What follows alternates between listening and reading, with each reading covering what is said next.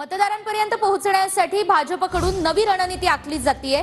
लाभार्थींना मोदीजींचा नमस्कार हे भाजपचं नवं अभियान आता असणार आहे। कार्यकर्ते लाभार्थी कुटुंबांना मोदींचा नमस्कार सांगणार आहेत। विधानसभा क्षेत्रामध्ये फिर एक बार मोदी सरकारचे 50,000 स्टिकर्स लावणे जाणार आहेत आणि प्रत्येक बूथवर 11 घरांवर वॉल पेंटिंग सुद्धा केली जाणार आहे।